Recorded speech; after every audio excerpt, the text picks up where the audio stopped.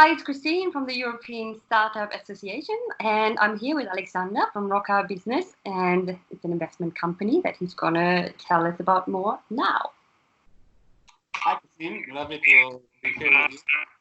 So, I'm Alexandru Bogdan. I'm from Roca X, a venture capital company from Romania. We are a fresh startup which is building a solid and very needed bridge between the efforts that the tech angels are doing to support startups in their infant stage and the ones that are provided by the VCs, larger VCs, which are focusing more on the teenage era of each startup. And why I say it's so needed, this bridge, is because the ecosystem in Romania is still in its early days, with just a few players here, VCs and angels side, and it's a huge demand in a very IT-focused market to really have the support for the new startups and new ideas to grow here. Apart from the financial support that any VC is offering, what we bring new to the environment here in Romania especially is our vast network of contacts. The VC is part of a larger group of companies which on one hand help us to select the promising startups and to invest smart by validating the ideas and the traction of the businesses in each industry vertical. And on the other hand, it helps us to provide value added to those startups in which we invest by supporting them in implementing POCs and also gain their first contracts on money. So definitely this is more than quick access to capital. And one other novelty that we bring to the Romanian ecosystem is the fact that we are the first VC fully funded by private lenders. And therefore, we are able to activate also on the European scene. And we plan to have about 30% of our portfolio in European countries. And we started already doing some investments in this area. For example, we have an investment in Portugal called Bet Market. We feel that this is a very nice moment in which Europe feels something that actually I've learned in Malmo in the last European Startup Festival, feels that there is a shift of talents from Europe to US, where there are more financial resources available, and it's planning to counterattack and want to be part of this wave and support both Romanian startups and European startups to grow and be able to stand in front of the other more potent markets. Yeah, perfect. That was actually one of the questions I was going to ask you, if you only invest in Romanian companies, but if you say about 30%, you're going to focus on other European markets. That's perfect. And what are the key common characteristics of your favorite portfolio startups that you invested in so far? Okay, so as I was saying before, first of all, we don't focus on a particular vertical. We already invested in fintech, e-health, crop tech, green energy, and cybersecurity. So we are open to various ideas and various niches, and we use that network to validate our investments. However, since we are investing a lot in the early stages, then definitely one important characteristic is related to the team. Everybody is looking at the team, and we are searching for that tremendous passion of the founders that they have to change their vertical, the industry they want to activate in, which is going to be probably the fuel that will keep them going into making the startup into a flourishing business.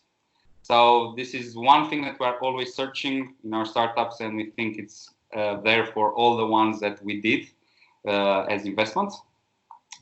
We're looking a lot for unique selling propositions. Probably this is not new for all the other VCs, but on the other hand, we would like to say that this unique selling proposition needs to come either from the innovation itself in technical terms, or by the smart business model that the startup is bringing to that scene. That will certainly give them a competitive advantage. Yeah. And I have mentioned here one investment that we actually finalized. I hope we signed on Monday, but Yes. Everything is agreed.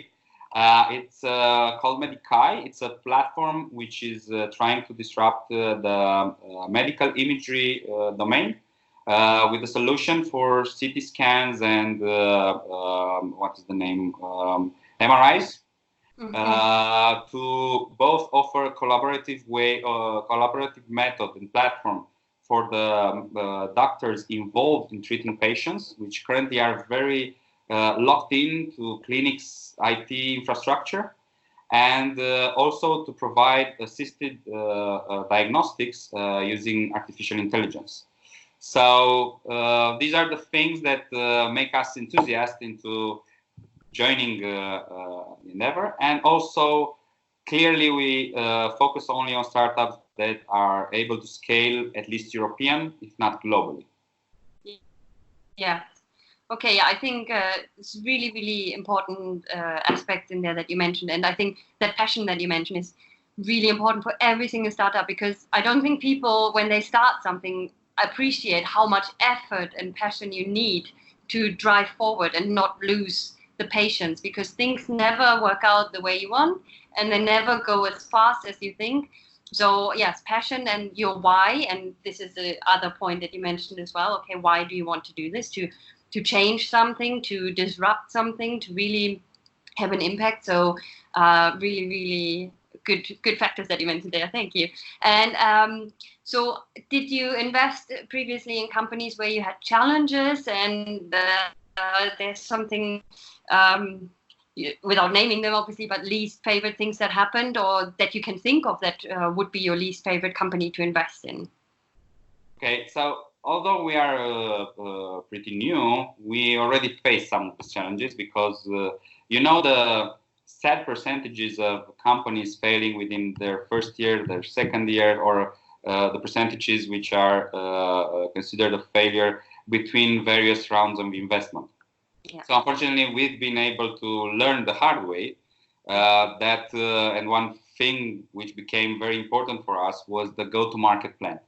So one of the criteria is that we discovered that, there are many dreamers and dreaming is perfect.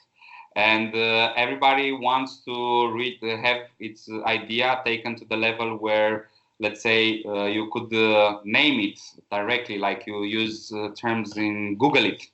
But the reality is that Yahoo or Bing or the other large companies didn't make it to that stage.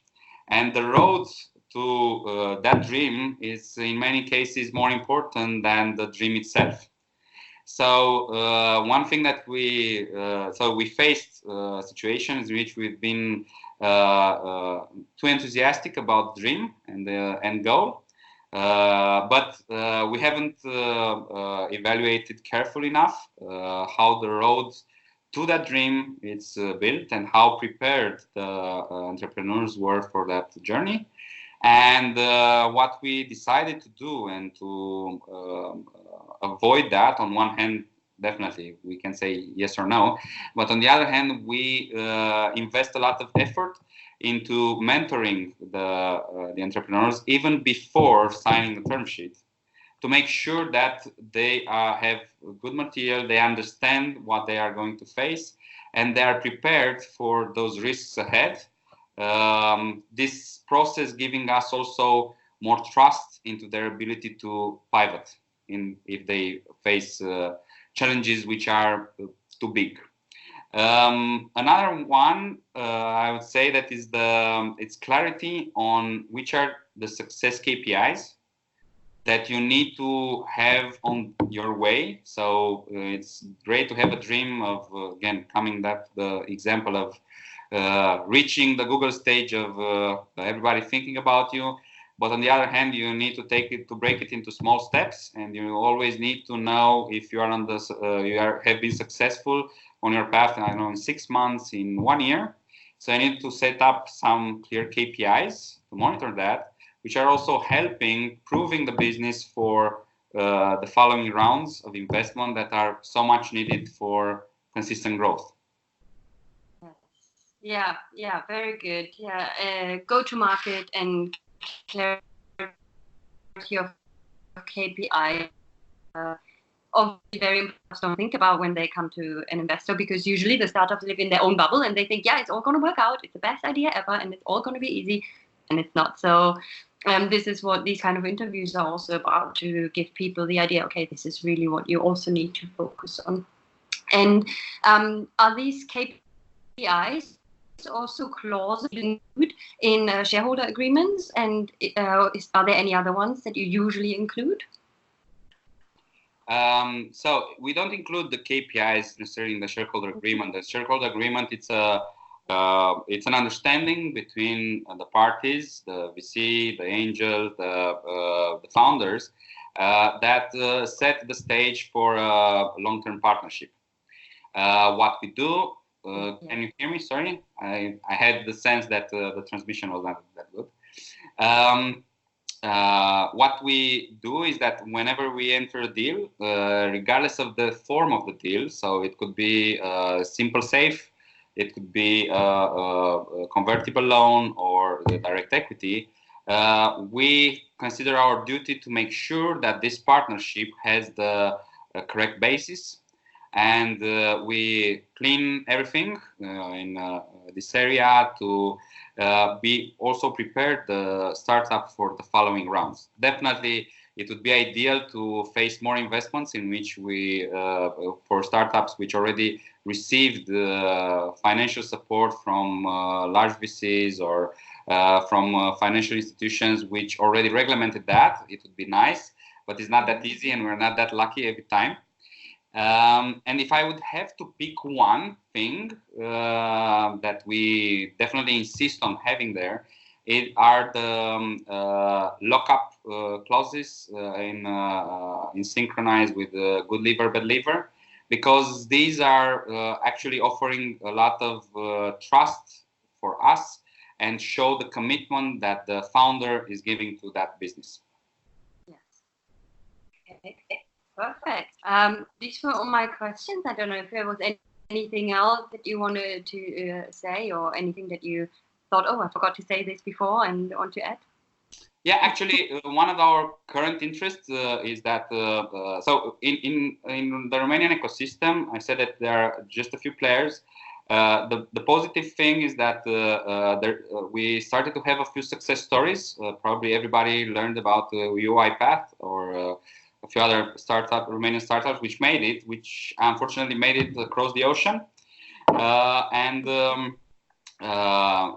All the startups are looking up to them and are willing to take this huge leap, which in many cases are not ready for that huge jump. And what we are proposing locally and what we would require a lot of support also in Europe is that for them to go on a more organic growth route and to expand first locally. So definitely validation on the Romanian market is pre-required, but also to expand in the Central Europe and to try to create bridges between us as a VC and our startups toward, I don't know, other startup ecosystems which are more stable and active in Europe, like Berlin, Frankfurt, the France ecosystem, UK, and to make this transition leaner.